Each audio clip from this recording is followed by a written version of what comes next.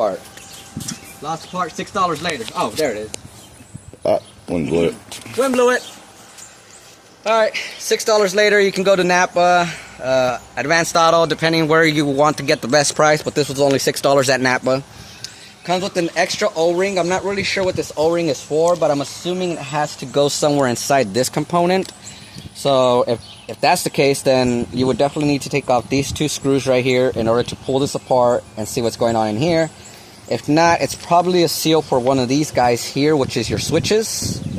I'm not sure which switch is which, but these are your oil pressure switches. So if you ever get a code for that, you might have to replace the whole thing, or you can just go ahead and replace the switches. And once again, you can get them off Rock Auto or any auto dealer store near you. So after all that was said and done, there's 3 points where it hangs on from. Screw there, screw there, screw there. And it's basically just a plug and play, so hoping and praying that this one doesn't fuck up, because if not, then it's going to be another 30-minute job, probably to an hour, and then cleaning it all off because the oil goes everywhere. At first I thought it was the head gasket because I had the car lifted, but make sure you put the car down, because if not, it's going to leak towards the back and you're going to think that it's coming from somewhere else. Then your car sits for months thinking that you had a $3,000 job. Nope, all you basically do, and I'm going to go ahead and actually, and that's probably what I should have done first. Probably just grab a little bit of oil, make sure your seal is nice and lubricated, so that way when you plug it in, it's not dry and it's not gonna bust on you. And that's basically it.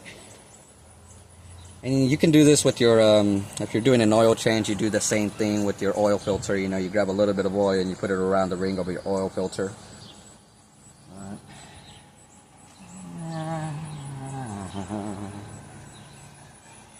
I'm gonna put this down real quick so I can actually get this nice and good. Come on. Come on!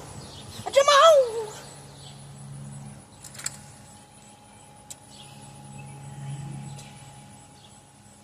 Seems like I'm getting her pretty good, so just make sure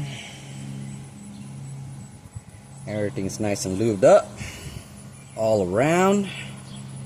Should get them nice and good, alright guys? Because you don't want, like I said, you don't want a dry seal. You want a nice, coated, lubricated seal, so when you put it back in there, obviously you've seen the old one, that shit doesn't happen. And I think that was my mistake, honestly. But you live and you learn. $6 later. All you gotta do is make sure it's aligned nice and good.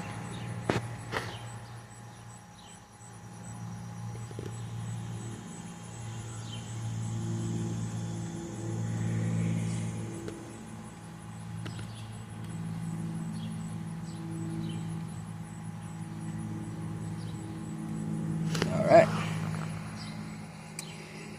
That's basically it. I mean, plug and play. Make sure she's sitting, like I said, nice and aligned, because it does seem like there's a little play in it. It's not really sitting inside the grooves properly. So what might have happened is that, like, these little tabs right here might have caught like right there at the edge, and then boom, there it goes, it fucks up, right? So make sure these tabs are in there, and if you need to, go ahead and grab yourself a screwdriver. Don't fuck it up now. You don't want to put too much pressure on it or you'll rip the seals.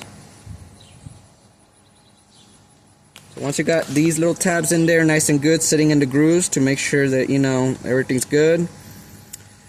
Because I'm guessing that's what happened, honestly. Like, the tabs were probably sitting at the edge over here, and then boom, caught against the wall, and then that's where you have your oil leak right there.